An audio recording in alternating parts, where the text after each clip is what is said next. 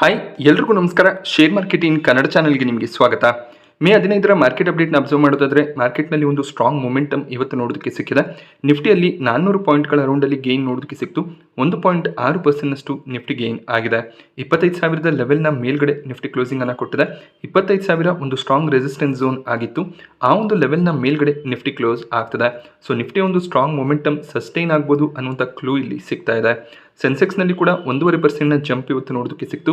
1200 ಪಾಯಿಂಟ್ಗಳಷ್ಟು ಸೆನ್ಸೆಕ್ಸ್ ಕೂಡ ರ್ಯಾಲಿ ಆಗಿದೆ. ಬ್ಯಾಂಕ್ ನಿಫ್ಟಿಯಲ್ಲಿ ಕೂಡ ಪಾಸಿಟಿವ್ ಸೆಂಟಿಮೆಂಟ್ ಕಾಣಿಸ್ತಿದೆ. 554 ಪಾಯಿಂಟ್ಗಳ ಜಂಪ್ ಬ್ಯಾಂಕ್ ನಿಫ್ಟಿಯಲ್ಲಿ ಕೂಡ ನೋಡೋದಕ್ಕೆ ಸಿಕ್ತು.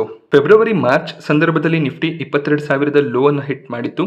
2024ರ ಸೆಪ್ಟೆಂಬರ್ನಲ್ಲಿ 26,000 ಲೆವೆಲ್ನ ಅರೌಂಡಲ್ಲಿ ನಿಫ್ಟಿ ಟ್ರೇಡ್ ಆಗ್ತಿತ್ತು. ಸೊ ಆ ಒಂದು ಲೆವೆಲ್ನಿಂದ 4,000 ಪಾಯಿಂಟ್ಗಳ ಕರೆಕ್ಷನ್ ನಿಫ್ಟಿಯಲ್ಲಿ ನೋಡೋದಕ್ಕೆ ಸಿಕ್ಕಿತ್ತು. ಸೊ ಲೋವರ್ ಲೆವೆಲ್ಗಳಲ್ಲಿ ನೀವು ಶೇರ್ಸ್ಗಳನ್ನು ಅಕ್ಯುಮುಲೇಟ್ ಮಾಡ್ಕೊಂಡಿದ್ರೆ ಅಥವಾ ಮ್ಯೂಚುವಲ್ ಫಂಡ್ನಲ್ಲಿ ಒಳ್ಳೆ ಒಂದು ಇನ್ವೆಸ್ಟ್ಮೆಂಟ್ ಅನ್ನು ಮಾಡಿದರೆ ಈಗ ನೀವು ಪ್ರಾಫಿಟ್ನಲ್ಲಿ ಇರ್ತೀರಾ. ಹಾಗೆ ನಿಮ್ಮ ಪೋರ್ಟ್ಫೋಲಿಯೋ ಕೂಡ ಪ್ರಾಫಿಟಬಲ್ ಆಗಿರುತ್ತೆ. ಸೊ ಯಾರೆಲ್ಲ ಸೆಪ್ಟೆಂಬರ್ 2024ರ ವೇಳೆಗೆ ಇನ್ವೆಸ್ಟ್ಮೆಂಟನ್ನು ಸ್ಟಾರ್ಟ್ ಮಾಡ್ಕೊಂಡಿದ್ರಿ, ಸೊ ಮೇ ಬಿ ನಿಮ್ಮ ಪೋರ್ಟ್ಫೋಲಿಯೋ ಸ್ವಲ್ಪ ನೆಗೆಟಿವ್ ಆಗಿ ಇರ್ಬೋದು.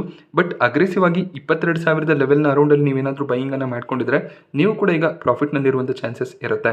ಸೊ ಮಾರ್ಕೆಟ್ ಇದೇ ರೀತಿಯಲ್ಲಿ ಪಾಸಿಟಿವ್ ಟ್ರೆಂಡಲ್ಲೇ ಇರೋದಿಲ್ಲ. ಸೊ ಮತ್ತೆ ಈ ಒಂದು ಲೆವೆಲ್ನಿಂದ ಸ್ವಲ್ಪ ಕರೆಕ್ಷನ್ಸ್ ಬರ್ಬೋದು. ಹೈಯರ್ ಲೆವೆಲ್ನಲ್ಲಿ ಪ್ರಾಫಿಟ್ ಬುಕ್ಕಿಂಗ್ನ ಎಕ್ಸ್ಪೆಕ್ಟೇಷನ್ಸ್ಗಳು ಕೂಡ ಇರುತ್ತೆ. ಹಾಗೆ ಗ್ಲೋಬಲಿ ಯಾವ ರೀತಿಯ ನ್ಯೂಸ್ಗಳು ಬರುತ್ತೆ, ಭಾರತ ಪಾಕಿಸ್ತಾನದ ನಡುವಿನ ಟೆನ್ಷನ್ಸ್ ಯಾವ ರೀತಿಯಲ್ಲಿ ಮೌಂಟ್ ಆಗುತ್ತೆ, ಈ ಎಲ್ಲ ಕ್ರೈಟೀರಿಯಾ ಮೇಲೆ ನಿಫ್ಟಿ ಸೆನ್ಸೆಕ್ಸ್ನ ಮೊಮೆಂಟಮ್ ನೋಡೋದಕ್ಕೆ ಸಿಗುತ್ತೆ. ಬಟ್ ಇದೇ ರೀತಿ ಒಂದು ಸ್ಟ್ರಾಂಗ್ ಮೊಮೆಂಟಮ್ ಇದ್ರೆ ಇದೇ ವರ್ಷದಲ್ಲಿ ನಿಫ್ಟಿ ಮತ್ತೆ ಆಲ್ ಟೈಮ್ ಹೈ ಲೆವೆಲ್ಸ್ ಅನ್ನ ಟಚ್ ಮಾಡುವಂತ ಚಾನ್ಸಸ್ಗಳು ಕೂಡ ಇರುತ್ತೆ. ಸೊ ಅದೇ ಒಂದು ರೀಸನ್ ಇಂದ ಮಾರ್ಕೆಟ್ ನಲ್ಲಿ ವೀಕ್ನೆಸ್ ಇದ್ದಾಗ ಎಷ್ಟಾಗುತ್ತೋ ಅಷ್ಟು ಅಮೌಂಟ್ ಅನ್ನ ನಾವು ಮಾರ್ಕೆಟ್ ನಲ್ಲಿ ಇನ್ವೆಸ್ಟ್ ಮಾಡ್ತಾ ಬರಬೇಕಾಗುತ್ತೆ. ಆ ರೀತಿಯ ಒಂದು ಇನ್ವೆಸ್ಟ್ಮೆಂಟ್ ಅನ್ನು ಮಾಡಿದಾಗ ಹೈಯರ್ ಲೆವೆಲ್ಗಳಲ್ಲಿ ಒಳ್ಳೆ ಒಂದು ಪ್ರಾಫಿಟ್ಸ್ ಅನ್ನು ತಗೊಳ್ಳುವಂತ ಚಾನ್ಸಸ್ ಇರುತ್ತೆ. ಸೊ ಈ ಒಂದು ಲೆವೆಲ್ನಲ್ಲಿ ಕೂಡ ಯಾವೆಲ್ಲ ಸ್ಟಾಕ್ಗಳಲ್ಲಿ ಸ್ವಲ್ಪ ಪ್ರಾಫಿಟ್ಸ್ ಇರುತ್ತೆ, ಸ್ವಲ್ಪ ಪ್ರಾಫಿಟ್ಸ್ಗಳನ್ನ ತಗೋಬಹುದು. ಸ್ವಲ್ಪ ಕ್ಯಾಶ್ ಅನ್ನು ಹೋಲ್ಡ್ ಮಾಡ್ಕೊಳ್ಳೋದು ಕೂಡ ಒಳ್ಳೆ ಒಂದು ಆಲೋಚನೆ ಆಗುತ್ತೆ. ಸೊ ಮಾರ್ಕೆಟ್ನ ಒಂದು ಸ್ಟ್ರಾಂಗ್ ಮೊಮೆಂಟಮ್ ಇದ್ದಿದ್ದರಿಂದ ಇವತ್ತು ನಿಫ್ಟಿಯ 49 ಸ್ಟಾಕ್ಗಳು ಪಾಸಿಟಿವ್ ಆಗಿ ಕ್ಲೋಸಿಂಗ್ ಅನ್ನು ಕೊಟ್ಟಿದೆ. ಕೇವಲ ಇಂಡಸ್ಇಂಡ್ ಬ್ಯಾಂಕ್ ಮಾತ್ರ ನೆಗೆಟಿವ್ ಕ್ಲೋಸಿಂಗ್ ಅನ್ನು ಕೊಡ್ತಿದೆ. ನಿಫ್ಟಿಯ ಟಾಪ್ ಗೇನರ್ ಲಿಸ್ಟ್ ನಲ್ಲಿ ಈರೋ ಮೋಟೋಕಾರ್ಪ್ ನೋಡೋದಕ್ಕೆ ಸಿಕ್ತು. 6.5% jump hero MotoCorp stock price ನಲ್ಲಿ ನೋಡೋದಕ್ಕೆ ಸಿಗ್ತದೆ. ಇದಕ್ಕೆ ರೀಸನ್ ಈರೋ ಮೋಟೋಕಾರ್ಪ್ ಒಂದು ಸ್ಟ್ರಾಂಗ್ ರೂರಲ್ ಡಿಮ್ಯಾಂಡ್ ಅನ್ನು ಅನೌನ್ಸ್ ಮಾಡಿದ್ದಾರೆ. ಸೊ ಒಳ್ಳೆ ಒಂದು ಸೇಲ್ಸ್ ಅನ್ನ ಗ್ರಾಮೀಣ ಭಾಗಗಳಲ್ಲಿ ಈರೋ ಮೋಟೋಕಾರ್ಪ್ ಮಾಡ್ತಿದ್ದಾರೆ.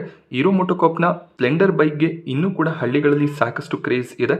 ಸಾಕಷ್ಟು ರೈತರು ಹಾಗೆ ಗ್ರಾಮೀಣ ಪ್ರದೇಶದ ಜನರು ಈರೋ ಮೋಟೋಕಾರ್ಪ್ನ ಸ್ಪ್ಲೆಂಡರ್ ಬೈಕನ್ನೇ ಈಗಲೂ ಕೂಡ ಬಳಸ್ತಿದ್ದಾರೆ. ಹಾಗೆ ಮುಂದಿನ ದಿನಗಳಲ್ಲಿ ಇದರ ಸೇಲ್ಸ್ ಇನ್ನಷ್ಟು ಇನ್ಕ್ರೀಸ್ ಆಗ್ಬೋದು ಅನ್ನೋಂಥ ಒಂದು ಡೇಟಾ ನೋಡೋದಕ್ಕೆ ಸಿಕ್ಕಿದೆ. ಹಾಗೆ ಇವಿ ಸೆಗ್ಮೆಂಟ್ನಲ್ಲಿ ಇನ್ನು 2 ಹೊಸ ಬೈಕ್ಗಳನ್ನು ಲಾಂಚ್ ಮಾಡಬೇಕು ಅಂತ ಇದ್ದಾರೆ. ಸೊ ಜುಲೈ ತಿಂಗಳಲ್ಲಿ ವೀಡಾ ಬ್ರ್ಯಾಂಡ್ನ 2 ವೆಹಿಕಲ್ಸ್ ಲಾಂಚ್ ಆಗುತ್ತೆ. So V2 Pro V2 Plus ಅನ್ನುವಂಥ 2 ಬ್ರ್ಯಾಂಡ್ನ ವೆಹಿಕಲ್ಸ್ಗಳನ್ನ ಇವರು ಲಾಂಚ್ ಮಾಡ್ತಿದ್ದಾರೆ. ಸೊ 2025ರ ಫಿನಾನ್ಷಿಯಲ್ ಇಯರ್ನಲ್ಲಿ ಟೋಟಲ್ 58,503 ಎಲೆಕ್ಟ್ರಿಕ್ ಸ್ಕೂಟರ್ಸ್ಗಳನ್ನು ಈರೋ ಮೋಟೋಕಾರ್ಪ್ ಸೆಲ್ ಮಾಡಿದ್ದಾರೆ. ಹಾಗೆ ಪ್ರತಿ ತಿಂಗಳು 25,000ರಿಂದ 30,000 ಯೂನಿಟ್ ಸೇಲ್ಸನ್ನು ಮುಂದಿನ 2 ವರ್ಷಗಳ ಕಾಲ ಮಾಡ್ತೀವಿ ಅಂತ ಕೂಡ ಹೇಳಿದ್ದಾರೆ. ಈ ಒಂದು ಸ್ಟ್ರಾಂಗ್ ಅನೌನ್ಸ್ಮೆಂಟ್ಸ್ ಬಂದಮೇಲೆ ಸ್ಟಾಕ್ ಪ್ರೈಸ್ನಲ್ಲಿ ಪಾಸಿಟಿವ್ ಟ್ರೆಂಡ್ ನೋಡೋದಕ್ಕೆ ಸಿಕ್ಕಿದೆ. JSW ಸ್ಟೀಲ್, ಟಾಟಾ ಸ್ಟೀಲ್ನಲ್ಲಿ ಕೂಡ ಒಳ್ಳೆ ಒಂದು ಪಾಸಿಟಿವ್ ಸೆಂಟಿಮೆಂಟ್ ಇವತ್ತು ನೋಡೋದಕ್ಕೆ ಸಿಕ್ತು. ಟಾಟಾ ಮೋಟರ್ಸ್ ಕೂಡ 7% ಜಂಪ್ ಆಗಿದೆ. ಟ್ರೆಂಡ್ HCL ಟೆಕ್ನಲ್ಲಿ ಕೂಡ ಒಳ್ಳೆ ಒಂದು ಪಾಸಿಟಿವ್ ಕ್ಲೋಸಿಂಗ್ ಇವತ್ತು ನೋಡೋದಕ್ಕೆ ಸಿಕ್ಕಿದೆ. ಸೊ ಆಲ್ಮೋಸ್ಟ್ ಎಲ್ಲ ನಿಫ್ಟಿ ಸೆನ್ಸೆಕ್ಸ್ನ ಸ್ಟಾಕ್ಗಳು ಪಾಸಿಟಿವ್ ಟ್ರೆಂಡ್ನಲ್ಲೇ ಕಾಣಿಸಿದೆ. ಐಷರ್ ಮೋಟರ್ಸ್ ನಿನ್ನೆ ತಮ್ಮ ರಿಸಲ್ಟ್ಸ್ ಅನ್ನು ಡಿಕ್ಲೇರ್ ಮಾಡಿದ್ರು. ಒಂದು ಸ್ಟ್ರಾಂಗ್ Q4 ರಿಸಲ್ಟ್ ಐಷರ್ ಮೋಟರ್ಸ್ನ ಕಡೆಯಿಂದ ನೋಡೋದಕ್ಕೆ ಸಿಕ್ಕಿತ್ತು. ಹಾಗೆ ಇವರ ಸೇಲ್ಸ್ ಕೂಡ ಸ್ಟ್ರಾಂಗ್ ಆಗಿ ಮಂತ್ ಆನ್ ಮಂತ್ ನಮಗೆ ನೋಡೋದಕ್ಕೆ ಸಿಗ್ತದೆ. ಬ್ರೋಕರೇಜ್ಗಳು ಟಾರ್ಗೆಟ್ಸ್ಗಳನ್ನು ಕೂಡ ಕೊಟ್ಟಿದ್ದಾರೆ. ಆಮ್ಕೆ ಗ್ಲೋಬಲ್, ನೋವಾಮಾ ಇನ್ಸ್ಟಿಟ್ಯೂಷನಲ್ ಈಕ್ವಿಟೀಸ್, ಜೆಫ್ರೀಸ್ನ ಕಡೆಯಿಂದ ಬೈ ರೆಕಮೆಂಡೇಶನ್ ಇದೆ. 6,200ರಿಂದ 6,500ವರೆಗೂ ಟಾರ್ಗೆಟ್ಸ್ಗಳು ಗ್ಲೋಬಲ್ ಬ್ರೋಕರೇಜ್ಗಳ ಕಡೆಯಿಂದ ಬರ್ತಿದೆ. ಕೇವಲ HSBC ಮಾತ್ರ ಹೋಲ್ಡ್ ರೆಕಮೆಂಡೇಶನ್ ಅನ್ನು ಕೊಡ್ತಾ ಇದ್ದಾರೆ. 2026ರ ಫಿನಾನ್ಷಿಯಲ್ ಇಯರ್ನಲ್ಲಿ ಒಂದು ಸ್ಟ್ರಾಂಗ್ ವಾಲ್ಯೂಮ್ ಗ್ರೋತ್ನ ಎಕ್ಸ್ಪೆಕ್ಟೇಷನ್ ಇರುತ್ತೆ. ಬಟ್ ಸ್ವಲ್ಪ ಮಟ್ಟಿಗೆ ಮಾರ್ಜಿನ್ ಪ್ರೆಷರ್ ಇರ್ಬೋದು ಅನ್ನೋದು HSBCಯ ವ್ಯೂ ಆಗಿರುತ್ತೆ. ಇವರು 5,300 ಟಾರ್ಗೆಟ್ ಪ್ರೈಸ್ ಅನ್ನು ಐಷರ್ ಮೋಟರ್ಸ್ಗೆ ಕೊಡ್ತಾ ಇದ್ದಾರೆ. ಐಷರ್ ಮೋಟರ್ಸ್ ಈಗ 5,500 ಅರೌಂಡಲ್ಲಿ ಟ್ರೇಡ್ ಆಗ್ತದೆ. ಸಾಕಷ್ಟು ಬ್ರೋಕರೇಜ್ಗಳ ಟಾರ್ಗೆಟ್ 6,200ರಿಂದ 6,500ವರೆಗೂ ಇದೆ. ಸೊ ಖಂಡಿತವಾಗ್ಲೂ ಐಷರ್ ಮೋಟರ್ಸ್ನ ಲಾಂಗ್ ಟರ್ಮ್ಗೆ ಕಂಟಿನ್ಯೂ ಮಾಡ್ಬೋದಾಗುತ್ತೆ. ಮಾರ್ಚ್ ಏಪ್ರಿಲ್ ತಿಂಗಳಲ್ಲಿ IT ಸೆಕ್ಟರ್ನ ಸ್ಟಾಕ್ಗಳಲ್ಲಿ ಸಾಕಷ್ಟು ಸೆಲ್ಲಿಂಗ್ ಪ್ರೆಷರ್ ನೋಡೋದಕ್ಕೆ ಸಿಕ್ಕಿತ್ತು. FIIs ಹೆಚ್ಚಾಗಿ IT ಸ್ಟಾಕ್ಗಳಲ್ಲಿ ಇನ್ವೆಸ್ಟ್ಮೆಂಟ್ ಅನ್ನು ಮಾಡ್ತಿರ್ತಾರೆ. ಬಟ್ ಟಾರಿಫ್ ಪ್ರೆಷರ್ನಿಂದ ಹಾಗೆ IT ಕಂಪನಿಗಳ ವೀಕ್ ರಿಸಲ್ಟ್ನ ರೀಸನ್ನಿಂದ FIIs IT ಸ್ಟಾಕ್ಗಳಲ್ಲಿ ಪ್ರಾಫಿಟ್ ಬುಕ್ಕಿಂಗ್ ಅನ್ನು ಮಾಡ್ಕೊಂಡಿದ್ರು. ಆ ಒಂದು ಸಂದರ್ಭದಲ್ಲಿ IT ಸ್ಟಾಕ್ಗಳಲ್ಲಿ ಹೆಚ್ಚಿನ ಒಂದು ಬೈಯಿಂಗ್ ಅನ್ನು ಮ್ಯೂಚುವಲ್ ಫಂಡ್ಗಳು ಮಾಡಿದ್ದಾರೆ. ಮ್ಯೂಚುವಲ್ ಫಂಡ್ಗಳು 9,599 ಕೋಟಿಯಷ್ಟು ಇನ್ವೆಸ್ಟ್ಮೆಂಟ್ ಅನ್ನು ಏಪ್ರಿಲ್ ತಿಂಗಳಲ್ಲಿ IT ಸೆಕ್ಟರ್ನ ಸ್ಟಾಕ್ಗಳಲ್ಲಿ ಮಾಡಿದ್ದಾರೆ. FIIs 15,000 ಕೋಟಿಗೂ ಹೆಚ್ಚಿನ ಟೆಕ್ ಶೇರ್ಸ್ಗಳನ್ನು ಏಪ್ರಿಲ್ ತಿಂಗಳಲ್ಲಿ ಸೆಲ್ ಮಾಡಿದ್ದಾರೆ. IT ಸ್ಟಾಕ್ಗಳಲ್ಲಿ ಹೆಚ್ಚಾಗಿ ಇನ್ಫೋಸಿಸ್, TCS ಈ ರೀತಿಯ ಸ್ಟಾಕ್ಗಳಲ್ಲಿ ಇನ್ವೆಸ್ಟ್ಮೆಂಟ್ ನೋಡೋದಕ್ಕೆ ಸಿಗ್ತದೆ. ಹಾಗೆ ಮಿಡ್ ಕ್ಯಾಪ್ ಸೆಗ್ಮೆಂಟ್ನಲ್ಲಿ ಕೋಫೋರ್ಸ್ನಲ್ಲಿ ಹೆಚ್ಚಾಗಿ ಮ್ಯೂಚುವಲ್ ಫಂಡ್ಗಳು ಇನ್ವೆಸ್ಟ್ಮೆಂಟ್ ಅನ್ನು ಮಾಡಿದ್ದಾರೆ. ಸಿಮೆಂಟ್ ಸೆಕ್ಟರ್ನ ಸ್ಟಾಕ್ಗಳಲ್ಲಿ ಕೂಡ ಒಳ್ಳೆ ಒಂದು ಪಾಸಿಟಿವ್ ಸೆಂಟಿಮೆಂಟ್ ನೋಡೋದಕ್ಕೆ ಸಿಕ್ತು. ಸಿಮೆಂಟ್ ಸೆಕ್ಟರ್ನಲ್ಲಿ ಒಳ್ಳೆ ಒಂದು ರಿಕವರಿಯ ಎಕ್ಸ್ಪೆಕ್ಟೇಷನ್ ಇರುತ್ತೆ ಅಂತ ಸಾಕಷ್ಟು ಬ್ರೋಕರೇಜ್ಗಳು ಪ್ರಿಡಿಕ್ಷನ್ ಮಾಡಿದ್ರು. 2026 ಫಿನಾನ್ಷಿಯಲ್ ಇಯರ್ನಲ್ಲಿ ಸ್ಟ್ರಾಂಗ್ ಕೆಪೆಕ್ಸ್ ಪ್ಲಾನ್ಸ್ ಇರೋದ್ರಿಂದ ಹಾಗೆ ಒಳ್ಳೆ ಒಂದು ಹೌಸ್ ಕನ್ಸ್ಟ್ರಕ್ಷನ್ಸ್ಗಳು ಕೂಡ ಆಗ್ತಿರೋದ್ರಿಂದ ಸಿಮೆಂಟ್ಗೆ ಮತ್ತೆ ಡಿಮ್ಯಾಂಡ್ ನೋಡೋದಕ್ಕೆ ಸಿಗ್ಬೋದು ಅನ್ನುವಂಥ ಒಂದು ಪ್ರಿಡಿಕ್ಷನ್ಸ್ ಇತ್ತು. ಆ ರೀಸನ್ನಿಂದ ಸಾಕಷ್ಟು ಸಿಮೆಂಟ್ ಸೆಕ್ಟರ್ನ ಸ್ಟಾಕ್ಗಳು 52 ವೀಕ್ ಹೈ ಲೆವೆಲ್ಸ್ನ ರೌಂಡಲ್ಲಿ ಟ್ರೇಡ್ ಆಗ್ತದೆ. Shree cement, JK cement, Dalmia Bharat 52 week high ಲೆವೆಲ್ಸನ್ನು ಟಚ್ ಮಾಡಿದೆ. ಸೊ ಮಾರ್ಕೆಟ್ನ ಒಂದು ಸ್ಟ್ರಾಂಗ್ ಮೊಮೆಂಟಮ್ ಕೂಡ ಇರೋದ್ರಿಂದ ಸಿಮೆಂಟ್ ಸೆಕ್ಟರ್ನ ಸ್ಟಾಕ್ಗಳಲ್ಲಿ ಒಳ್ಳೆ ಒಂದು ಬೈಯಿಂಗ್ ಕೂಡ ನೋಡೋದಕ್ಕೆ ಸಿಗ್ತದೆ. ಶ್ರೀ ಸಿಮೆಂಟ್ 22,000 ಲೆವೆಲ್ನ ಅರೌಂಡಲ್ಲಿ ಒಂದು ವರ್ಷದ ಹಿಂದೆ ಟ್ರೇಡ್ ಆಗ್ತಿತ್ತು. ಈಗ 32,000 ಲೆವೆಲ್ಸ್ನ ಟಚ್ ಮಾಡಿದೆ. 30,000 ಅರೌಂಡಲ್ಲಿ ಟ್ರೇಡ್ ಆಗ್ತಿರೋದ್ರಿಂದ ಸಾಕಷ್ಟು ರಿಟೇಲ್ ಇನ್ವೆಸ್ಟರ್ಸ್ಗಳು ಈ ರೀತಿಯ ಸ್ಟಾಕ್ಗಳನ್ನು ಬೈ ಮಾಡ್ಕೊಳ್ಳೋದಿಲ್ಲ. ವೊಡಾಫೋನ್ ಐಡಿಯಾ ಸ್ಟಾಕ್ ಪ್ರೈಸ್ನಲ್ಲಿ 4% ಅರೌಂಡಲ್ಲಿ ಜಂಪ್ ನೋಡೋದಕ್ಕೆ ಸಿಕ್ಕಿದೆ. ವೊಡಾಫೋನ್ ಐಡಿಯಾ ರೀಸೆಂಟಾಗಿ ಗೌರ್ಮೆಂಟ್ಗೆ ಸಾಕಷ್ಟು ಈಕ್ವಿಟಿ ಅಲೋಕೇಶನ್ ಅನ್ನು ಮಾಡಿದ್ರು. ಈಗ ಗೌರ್ಮೆಂಟ್ನ ಸ್ಟೇಕ್ ವೊಡಾಫೋನ್ ಐಡಿಯಾನಲ್ಲಿ 50% ಅರೌಂಡಲ್ಲಿ ಇದೆ. ಈ ಒಂದು ಸ್ಟೇಕ್ ಸೇಲ್ ಆದರೂ ಕೂಡ ವೊಡಾಫೋನ್ ಐಡಿಯಾಗೆ ಗೌರ್ಮೆಂಟ್ನ ಕಡೆಯಿಂದ AGR ರಿಲೀಫ್ ಸಿಕ್ಕಿಲ್ಲ. ಈಗ ಅವರು ಸುಪ್ರೀಂ ಕೋರ್ಟ್ಗೆ ಒಂದು ಅರ್ಜಿಯನ್ನು ಸಲ್ಲಿಸಿದ್ದಾರೆ. 30,000 ಕೋಟಿಯ AGR ರಿಲೀಫ್ ಸಿಗಬೇಕು ಅನ್ನೋದು ವೊಡಾಫೋನ್ ಐಡಿಯಾದ ಒಂದು ವಾದ ಆಗಿರುತ್ತೆ. ಸೊ ಗೌರ್ಮೆಂಟ್ಗೆ ಈಕ್ವಿಟಿ ಕೊಟ್ಟಿದ್ರು ಕೂಡ ಸುಪ್ರೀಂ ಕೋರ್ಟ್ ಬಹಳ ಹಿಂದೆ ಒಂದು ಜಡ್ಜ್ಮೆಂಟ್ ಅನ್ನು ಕೊಟ್ಟಿದ್ರು. ಆ ಒಂದು ಜಡ್ಜ್ಮೆಂಟ್ ಅನ್ನು ಸುಪ್ರೀಂ ಕೋರ್ಟ್ ರಿವರ್ಸ್ ಮಾಡಬೇಕಾಗತ್ತೆ. ಆಗ 30,000 ಕೋಟಿಯ AGR ರಿಲೀಫ್ ವೊಡಾಫೋನ್ ಐಡಿಯಾಗೆ ಸಿಗುತ್ತೆ. ಸೊ ಗೌರ್ಮೆಂಟ್ ಇಲ್ಲಿ ಯಾವುದೇ ರೀತಿಯ ರಿಲೀಫ್ ಅನ್ನು ಕೊಡೋದಕ್ಕೆ ಸಾಧ್ಯ ಆಗೋದಿಲ್ಲ. ಸುಪ್ರೀಂ ಕೋರ್ಟ್ ಈ ಒಂದು ಅರ್ಜಿಯನ್ನು ಸ್ವೀಕರಿಸಿ ವೊಡಾಫೋನ್ ಐಡಿಯಾಗೆ ರಿಲೀಫ್ ಅನ್ನು ಕೊಡಬೇಕಾಗುತ್ತೆ. ಸುಪ್ರೀಂ ಕೋರ್ಟ್ನ ಕಡೆಯಿಂದ ರಿಲೀಫ್ ಸಿಕ್ಕಿದ್ರೆ ವೊಡಾಫೋನ್ ಐಡಿಯಾದ ಫಿನಾನ್ಷಿಯಲ್ಸ್ ಸಾಕಷ್ಟು ಇಂಪ್ರೂವ್ ಆಗುತ್ತೆ. ಸೊ ಆ ಒಂದು ರೀಸನ್ ಇಂದ ವೊಡಾಫೋನ್ ಐಡಿಯಾ ಸ್ಟಾಕ್ ಪ್ರೈಸ್ ನಲ್ಲಿ ಇವತ್ತು ಜಂಪ್ ನೋಡೋದಕ್ಕೆ ಸಿಕ್ಕಿದೆ. ಪರ್ಸಿಸ್ಟೆಂಟ್ ಸಿಸ್ಟಮ್ ಸ್ಟಾಕ್ ಪ್ರೈಸ್ನಲ್ಲಿ ಕೂಡ 2% ಕರೆಕ್ಷನ್ ನೋಡೋದಕ್ಕೆ ಸಿಕ್ತು. ಇವತ್ತು ಸಾಕಷ್ಟು IT ಸ್ಟಾಕ್ಗಳು ಪಾಸಿಟಿವ್ ಆಗಿ ಟ್ರೇಡ್ ಆಗಿತ್ತು.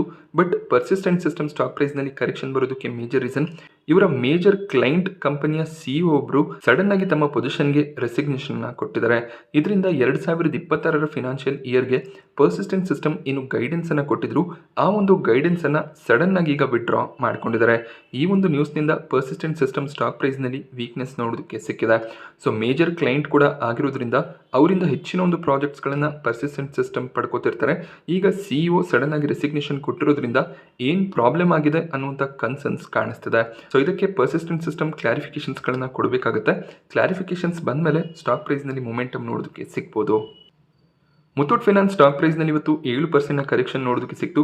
ಮುತ್ತೂಟ್ ಫೈನಾನ್ಸ್ ಒಂದು ಸ್ಟ್ರಾಂಗ್ Q4 ರಿಸಲ್ಟ್ ಅನ್ನು ಡಿಕ್ಲೇರ್ ಮಾಡಿದ್ದಾರೆ. ಇವರ profits year on year 22% increase ಆಗಿದೆ. ಹಾಗೆ ಟೋಟಲ್ ಗೋಲ್ಡ್ ಲೋನ್ಸ್ಗಳನ್ನು ಏನು ಕಂಪನಿ ಪ್ರೊವೈಡ್ ಮಾಡಿದ್ದಾರೆ ಇವರ AUM ಕೂಡ ರೆಕಾರ್ಡ್ ಹೈನ ಅರೌಂಡಲ್ಲಿ ನೋಡೋದಕ್ಕೆ ಸಿಗ್ತದೆ. ಬಟ್ ಸ್ಟಿಲ್ ಸ್ಟಾಕ್ ಪ್ರೈಸ್ನಲ್ಲಿ ಇವತ್ತು 7% ಅರೌಂಡಲ್ಲಿ ಕರೆಕ್ಷನ್ ನೋಡೋದಕ್ಕೆ ಸಿಕ್ತು. ಈ ಕ್ವಾರ್ಟರ್ನಲ್ಲಿ 1,444 ಕೋಟಿಯ ಪ್ರಾಫಿಟ್ಸ್ ಡಿಕ್ಲೇರ್ ಆಗಿದೆ. Year on year quarter profits increase ಆಗಿದೆ. ರೆವೆನ್ಯೂಸ್ ಕೂಡ year on year quarter increase ಆಗ್ತದೆ. ಸೊ ಗೋಲ್ಡ್ ಲೋನ್ ಸೆಗ್ಮೆಂಟ್ನಲ್ಲಿ ಒಳ್ಳೆ ಒಂದು ಬಿಸ್ನೆಸ್ ಅನ್ನು ಮುತ್ತೂಟ್ ಫೈನಾನ್ಸ್ ಮಾಡ್ತಿದ್ದಾರೆ. ಮೇ ಬಿ ಗೋಲ್ಡ್ ಪ್ರೈಸಸ್ ಸ್ವಲ್ಪ ಫಾಲ್ ಆಗ್ತಿರೋ ರೀಸನ್ನಿಂದ ಹಾಗೆ ಮುಂದಿನ ದಿನಗಳಲ್ಲಿ ಗೋಲ್ಡ್ನ ಪ್ರೈಸಸ್ ಇನ್ನಷ್ಟು ಫಾಲ್ ಆಗ್ಬೋದು ಅನ್ನುವಂಥ ನ್ಯೂಸ್ ಕೂಡ ಇವತ್ತು ಬಂದಿತ್ತು. ಆ ಒಂದು ರೀಸನ್ನಿಂದ ಮೇ ಬಿ ಮುತ್ತೂಟ್ ಫೈನಾನ್ಸ್ನಲ್ಲಿ ಸ್ವಲ್ಪ ವೀಕ್ನೆಸ್ ನೋಡೋದಕ್ಕೆ ಸಿಕ್ಕಿದೆ. But over all result strong ಆಗಿ ಕಾಣಿಸ್ತಿದೆ. NSE ಶೇರ್ಸ್ಗಳು ಮಾರ್ಕೆಟ್ನಲ್ಲಿ ಲಿಸ್ಟ್ ಆಗಿಲ್ಲ. ಅನ್ಲಿಸ್ಟೆಡ್ ಮಾರ್ಕೆಟ್ನಲ್ಲಿ NSE ಶೇರ್ಸ್ ಟ್ರೇಡ್ ಆಗ್ತದೆ. ಸೊ ಅನ್ಲಿಸ್ಟೆಡ್ ಮಾರ್ಕೆಟ್ನಲ್ಲೇ NSEಯ ಟೋಟಲ್ ಶೇರ್ ಹೋಲ್ಡರ್ ಕೌಂಟ್ 1 ಲಕ್ಷದ ಮಾರ್ಕನ್ನು ದಾಟಿದೆ. ಸೊ NSE IPO ಪ್ರಯತ್ನವನ್ನು ಪಡ್ತಿದೆ. ಇವರಿಗೆ ಸೆಬಿ ಕಡೆಯಿಂದ ಕ್ಲಿಯರೆನ್ಸ್ ಸಿಗ್ತಿಲ್ಲ. ಸೊ NSEಗೆ ಏನಾದರೂ ಸೆಬಿ ಕಡೆಯಿಂದ ಕ್ಲಿಯರೆನ್ಸ್ ಸಿಕ್ಕಿದ್ರೆ NSE IPO ಕೂಡ ಮಾರ್ಕೆಟ್ನಲ್ಲಿ ಲಾಂಚ್ ಆಗುತ್ತೆ. ಹಾಗೆ NSE ಸ್ಟಾಕ್ ಮಾರ್ಕೆಟ್ನಲ್ಲಿ ಟ್ರೇಡ್ ಆಗೋದಕ್ಕೆ ಸ್ಟಾರ್ಟ್ ಆಗುತ್ತೆ. ಸೊ ಈ ಒಂದು ರೀಸನ್ನಿಂದ ಸಾಕಷ್ಟು ಜನ ಅನ್ಲಿಸ್ಟೆಡ್ ಮಾರ್ಕೆಟ್ನಲ್ಲೇ NSE ಶೇರ್ಸ್ಗಳನ್ನು ಬೈ ಮಾಡ್ತಿದ್ದಾರೆ. NSE ರೀಸೆಂಟಾಗಿ ಬೋನಸ್ ಅನ್ನು ಕೂಡ ಇಶ್ಯೂ ಮಾಡಿದ್ರು. ಈಗ ಅನ್ಲಿಸ್ಟೆಡ್ ಮಾರ್ಕೆಟ್ನಲ್ಲಿ NSEಯ ಸ್ಟಾಕ್ ಪ್ರೈಸ್ 1,650 ಅರೌಂಡಲ್ಲಿ ಟ್ರೇಡ್ ಆಗ್ತದೆ. ಸೊ ಸಾಕಷ್ಟು ಜನ ಕಮೆಂಟ್ನಲ್ಲಿ ಕೂಡ ಕೇಳ್ತಿದ್ರಿ NSEಯ ಶೇರ್ಸ್ಗಳನ್ನು ಈಗ ನಾವು ಬೈ ಮಾಡಿಕೊಂಡ್ರೆ IPO ಟೈಮ್ನಲ್ಲಿ ಏನಾದರೂ ಪ್ರಾಫಿಟ್ಸ್ ಆಗ್ಬೋದಾ ಅಂತ. ಸೊ ಒಳ್ಳೆ ಒಂದು ಪ್ರೀಮಿಯಂ ಇದ್ರೆ ಒಳ್ಳೆ ವ್ಯಾಲ್ಯೂಷನಲ್ಲಿ IPO ಪ್ರೈಸ್ ಸೆಟ್ ಆದರೆ ಪ್ರಾಫಿಟ್ಸನ್ನು ಮಾಡ್ಕೋಬೋದಾಗುತ್ತೆ. ಹಾಗೆ ನೀವು ಅನ್ಲಿಸ್ಟೆಡ್ ಶೇರ್ಸ್ಗಳನ್ನು ಬೈ ಮಾಡ್ಕೋಬೇಕಾದ್ರೆ ಕೆಲವೊಂದಿಷ್ಟು ಡಿಸ್ಅಡ್ವಾಂಟೇಜಸ್ ಇರುತ್ತೆ. ಅದರ ಬಗ್ಗೆ ಡೀಟೇಲ್ ವಿಡಿಯೋನ ಮಾಡಿದ್ದೀನಿ. ವಿಡಿಯೋ ಲಿಂಕ್ ನಿಮಗೆ ಡಿಸ್ಕ್ರಿಪ್ಷನ್ ಬಾಕ್ಸ್ ಐ ಬಟನ್ನಲ್ಲಿ ಅವೈಲೇಬಲ್ ಇರುತ್ತೆ. ಆ ಒಂದು ವಿಡಿಯೋನ ನೋಡಿದ್ರೆ ನಿಮಗೆ ಕ್ಲಾರಿಟಿ ಸಿಗುತ್ತೆ. ಹಾಗೆ ಅನ್ಲಿಸ್ಟೆಡ್ ಶೇರ್ಸ್ಗಳನ್ನು 1-2 ನೀವು ಬೈ ಮಾಡ್ಕೊಳ್ಳೋದಕ್ಕೆ ಸಾಧ್ಯ ಆಗೋದಿಲ್ಲ. ಲಾಟ್ಗಳಲ್ಲಿ ಆ ಶೇರ್ಸ್ಗಳನ್ನು ಬೈ ಮಾಡ್ಕೋಬೇಕಾಗುತ್ತೆ. NSEಯ ಲಾಟ್ ಮೇ ಬಿ 250 ಅರೌಂಡಲ್ಲಿ ಇದೆ. ಅಂದರೆ ನೀವು NSEಯಲ್ಲಿ ಇನ್ವೆಸ್ಟ್ಮೆಂಟನ್ನು ಮಾಡಬೇಕು ಅಂದರೆ NSEಯ 250 ಶೇರ್ಸ್ಗಳನ್ನು ಈಗ ಬೈ ಮಾಡ್ಕೋಬೇಕಾಗುತ್ತೆ. ಹಾಗೆ NSE IPO ಬಂದು NSE ಶೇರ್ಸ್ಗಳು ಮಾರ್ಕೆಟ್ನಲ್ಲಿ ಲಿಸ್ಟ್ ಆದಾಗ 6 ತಿಂಗಳ ಲಾಕ್ ಇನ್ ಪೀರಿಯಡ್ ಇರುತ್ತೆ. IPOಗೂ ಮುಂಚೆ ಯಾರೆಲ್ಲ ಇನ್ವೆಸ್ಟ್ಮೆಂಟನ್ನು ಮಾಡ್ತಾರೆ ಅವ್ರಿಗೆ 6 ತಿಂಗಳ ಲಾಕ್ ಇನ್ ಪೀರಿಯಡ್ ಇರುತ್ತೆ. ಸೊ 6 ತಿಂಗಳಾದ್ಮೇಲೆ ನೀವು ಶೇರ್ಸ್ಗಳನ್ನು ಸೆಲ್ ಮಾಡೋದಕ್ಕೆ ಸಾಧ್ಯ ಆಗೋದು. ಸೊ ನೀವು ಸ್ವಿಗ್ಗಿ, ಮೊಬಿಕ್ವಿಕ್ ಈ ರೀತಿಯ ಸ್ಟಾಕ್ ಪ್ರೈಸಸ್ಗಳನ್ನು ನೋಡ್ಬೋದಾಗುತ್ತೆ. ಲಿಸ್ಟ್ ಆದ ಒಂದು ತಿಂಗಳಲ್ಲಿ ಒಂದು ಪಾಸಿಟಿವ್ ಸೆಂಟಿಮೆಂಟ್ ಇರುತ್ತೆ. ಅದಾದಮೇಲೆ ಸ್ಲೋ ಆಗಿ ಪ್ರಾಫಿಟ್ ಬುಕಿಂಗ್ ಬರ್ತಾ ಹೋಗುತ್ತೆ. ಆಂಕರ್ ಇನ್ವೆಸ್ಟರ್ಸ್ಗಳು ಕೂಡ ಶೇರ್ಸ್ಗಳನ್ನು ಸೆಲ್ ಮಾಡ್ತಾ ಹೋಗ್ತಾರೆ. ಅಂಥ ಸಂದರ್ಭದಲ್ಲಿ 6 ತಿಂಗಳ ಸಮಯವನ್ನು ಕೊಟ್ಟಾಗ ಸ್ಟಾಕ್ ಪ್ರೈಸ್ನಲ್ಲಿ ಸಾಕಷ್ಟು ವೀಕ್ನೆಸ್ ಬರ್ಬೋದು. ಏನು ಅರ್ಲಿ ಲಿಸ್ಟಿಂಗ್ ಗೇನ್ಸ್ ಇತ್ತು ಅದೆಲ್ಲ ಕೂಡ ಸ್ಲೋ ಆಗಿ ಕಡಿಮೆ ಆಗ್ತಾ ಹೋಗ್ಬೋದು. ಸೊ ಆ ಒಂದು ರಿಸ್ಕ್ ಕೂಡ ಇರುತ್ತೆ. ಆ ಎಲ್ಲ ರಿಸ್ಕ್ ಫ್ಯಾಕ್ಟರ್ಗಳನ್ನು ಕನ್ಸಿಡರ್ ಮಾಡಿ ರಿಸ್ಕ್ ತಗೋತೀರಾ ಅಂದರೆ NSE ಶೇರ್ಸ್ಗಳನ್ನು ಅನ್ಲಿಸ್ಟೆಡ್ ಮಾರ್ಕೆಟ್ನಲ್ಲಿ ಬೈ ಮಾಡ್ಕೋಬೋದಾಗುತ್ತೆ. ನಾನಿವತ್ತು ನಿಮಗೆ ಮಾರ್ಕೆಟ್ನ ಬಗ್ಗೆ ಕೊಟ್ಟಂಥ ಇನ್ಫಾರ್ಮೇಷನ್ ಇಷ್ಟ ಆದರೆ ವಿಡಿಯೋನ ಲೈಕ್ ಮಾಡಿ. ಹಾಗೆ ಇದೇ ರೀತಿಯ ಮಾರ್ಕೆಟ್ ಅಪ್ಡೇಟ್ಸ್ಗಳಿಗೋಸ್ಕರ ಚಾನಲ್ನ ಸಬ್ಸ್ಕ್ರೈಬ್ ಮಾಡ್ಕೊಳ್ಳಿ. Thank you friends.